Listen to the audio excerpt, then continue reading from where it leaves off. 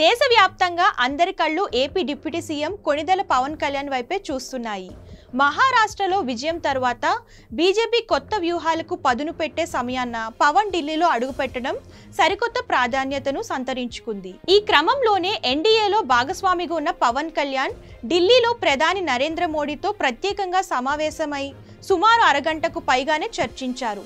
NDA భవిష్యత్తు రాజకీయ వ్యూహాల్లో పవన్ పాత్ర కీలకం కానుందనే అంచనాలతో ఈ భేటీ ఆసక్తిని పెంచుతోంది.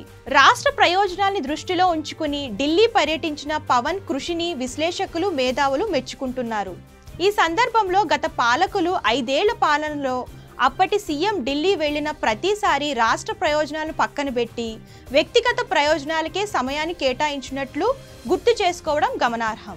మరోవైపు మోడీ ఏపీ అభివృద్ధి ముఖచిత్రం మార్చేందుకు పవన్ కళ్యాణ్ చొరవను అభినందిస్తూ భుజం తట్టారు. మహారాష్ట్రలో ఎన్డీఏ మహాయుతి గెలుపు పవన్ ప్రభంజనంతోనే సాధ్యమైందని, సూపర్ ఆంధ్ర ప్రభావాన్ని మరోమారు దేశం మొత్తం చూసిందన్నారు.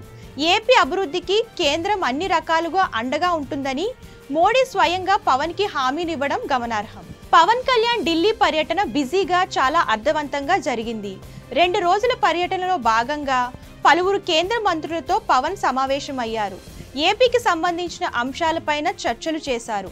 పర్యాటకం, జల్ జీవన్ మిషన్ ప్రాజెక్టులపై కేంద్ర మంత్రులకు పలు విజ్ఞాపనలు అందజేశారు. ఎన్డీఏ భాగస్వామ్య పక్ష నేతగా పవన్ కు కేంద్ర మంత్రుల నుండి సానుకూల స్పందన కనిపించింది. పవన్ అభ్యర్థనలపైన కేంద్ర మంత్రులు పలు అంశాలపై వెంటనే స్పందించి ఆమోదం తెలిపారు.